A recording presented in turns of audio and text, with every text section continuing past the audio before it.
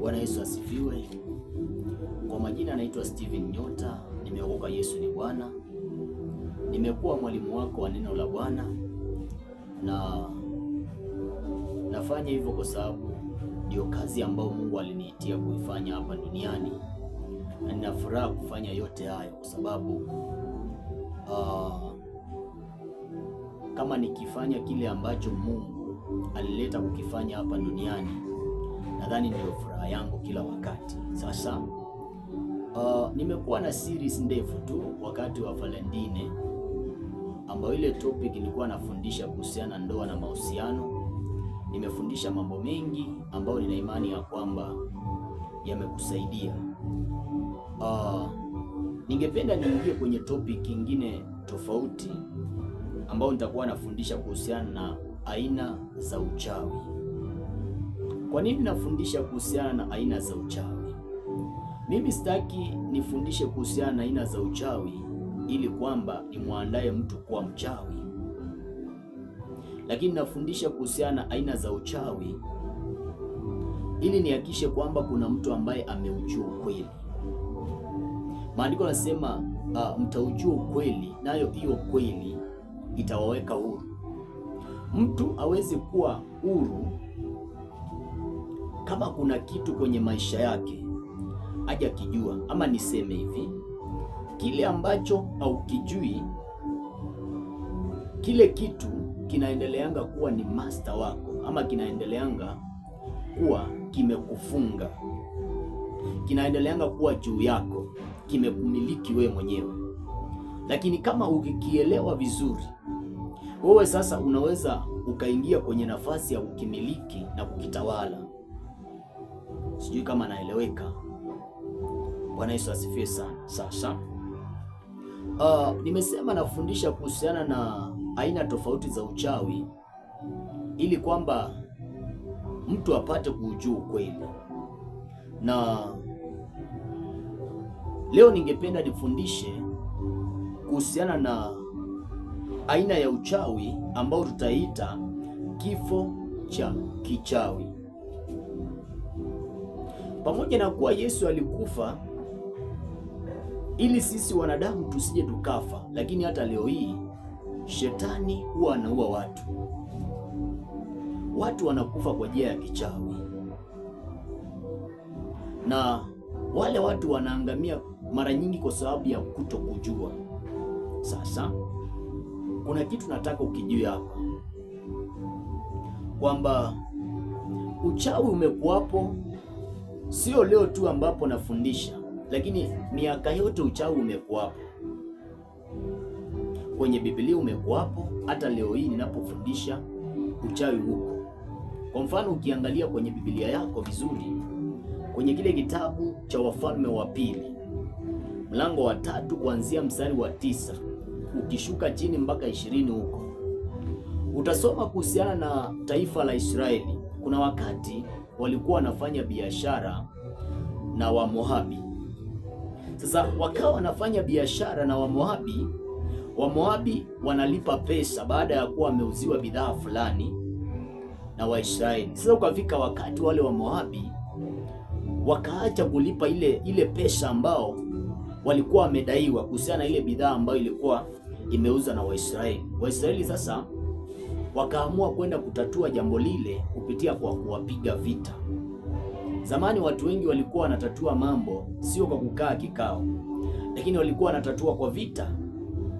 Sasa Waisraeli wakajipanga vizuri ili waende kupigana na Wamoabi. Walipokuwa wamemaliza kujipanga tu, maandiko yanasema ya kwamba maji yakakata, ukawa ukame kabisa. Mifugo wao wanataka kunywa, wao wenyewe wanahitaji maji kwa ajili ya kunywa, na maji yanakuanga ni one of the basic needs. Ukiwa au unywe maji, sio rahisi sana ukasurvive. Sasa wakamwendea mtumishi wa Mungu ambaye anaitwa Elisha. Yeye alikuwa mtumishi wa Mungu wakati ule. Maandiko yanasema ya kwamba yule mtumishi Elisha akawaambia, niitieni mpiga kinanda, ili akipiga kile kinanda Roho wa Mungu atashuka na nitawaambia kile Mungu ambacho atakuwa amekisema kuhusiana na vita ambao mnaenda kuipiga. Sasa Roho wa Mungu akamshukia Elisha, akawaambia, tengenezeni mahadaki. Mahadaki ni kefu, wachimbe kwenye ardhi kuwe na mashimo, ili mvua ikinyesha kuwe na sehemu ya kutosha ya kuhifadhia maji, ndio wawe na maji ya kunywesha mifugo na wao wenyewe kunywa. Lakini pia jambo la pili akawaambia, mkienda kupigana wa Moabi ni bila shaka mtashinda. Angalia hivi, wana wa Israeli walikuwa na neno la ushindi kutoka kwa Bwana, kutoka kwa mtumishi wa Mungu ambaye alikuwa amepewa ile neno la ushindi na Bwana. Lakini maandiko yanasema walipoenda kupigana wa Moabi wakawapiga kabisa. Ni ukweli, wakawapiga vita. Lakini yule mfalme wa Moabi akaangalia, akaona hapa ni kama niko karibu katika kupoteza vita. Akachukua wale askari wake walikuwa hodari 700. Maandiko yanasema ya kwamba wale askari 700 baada ya kuwa amewachukua, akawaambia, naomba mnikinge mpaka nitoke kwenye vita niende nikwepe. Lakini haikuwezekana. Jambo lile wakati lilikosekana ama lilishindikana, mfalme akawaza mara ya pili. Akasema, ndio hawa watu wamenishinda physically, lakini inawezekana spiritually bado kuna vile naweza nikawashinda. Maandiko yanasema yule mfalme wa Moabu akamchukua mtoto wake wa kiume wa kwanza ambaye alifaa kuwa mfalme badala yake. Ukielewa kwamba wafalme wa zamani walikuwa wanaachia watoto wao ufalme. Sasa yule mtoto ambaye alifaa kuwa badala, alifaa kurithi ufalme wa mfalme wa Moabu wakati ule. Mfalme wa Moabu akamchukua, akamchinja, akamtoa kafara, akamtoa sandaka kwenye ukuta ama juu ya ukuta kama sandaka ya kuteketezwa, ili kwamba apate nguvu za kiroho za kupigana na hao Waisraeli. Maandiko yanasema alipomtoa yule mtoto wa kwanza kama sandaka ya kuteketezwa, wana wa Israeli waliingiwa na ghadhabu, waliingiwa na hasira. Zile hasira zilitokea wapi? Zile hasira zilitoka baada ya kuwa mfalme wa Moabu ametengeneza madhabahu, na ile madhabahu ama yule mungu wake alikuwa na muabudu, alipopata nguvu akaachia maroho za hasira katika jeshi la Israeli. Maandiko yanasema kwamba lile jeshi la Israeli pamoja na kuwa walikuwa tayari wamewapiga wa Moabi kweli kweli, lakini wakarudi, wakapinduka, wakarudi. Mfalme wa Moabu akaachwa peke yake.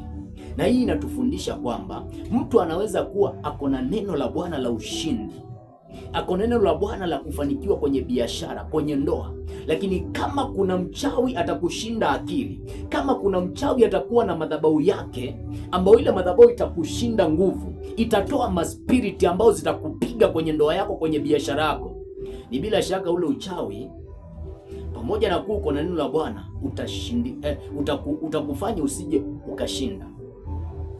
Kwa hivyo najaribu kueleza kwamba uchawi umekuwapo hata kwenye Biblia, hilo ni la kwanza. Lakini pia ukisoma kwenye kile kitabu cha Wagalatia mlango wa 3 nadhani mstari wa kwanza pale, Paulo anawaambia Wagalatia, enyi Wagalatia msiokuwa na akili, ni nani aliyewaroga ambaye Kristo aliwekwa wazi mbele ya macho yenu? Anawaambia mlianza kwa roho, lakini sasa mnataka kumalizia katika mwili. Huyu ni Paulo anaongelesha Wagalatia, anawauliza ni nani aliyewaroga?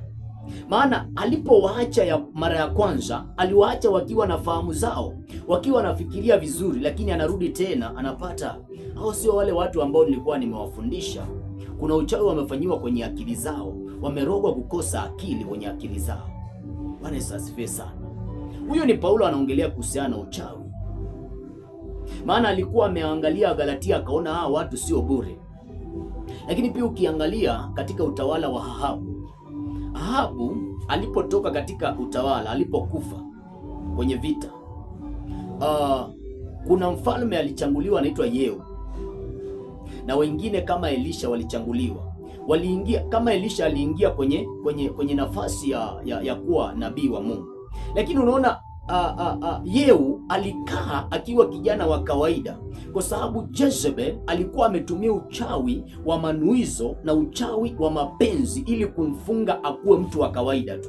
Kumbe unaweza kuwa uko anointed, maana Elijah alimuanoint Yehu ili kuwa mfalme, lakini akabakia mtu wa kawaida. Unaweza ukawa anointed kufanya kazi fulani, lakini kwa sababu ya uchawi ukashindwa kufanya hilo jambo ambalo Mungu alikuitia kufanya hapa duniani. Naongelea kuhusiana na uchawi.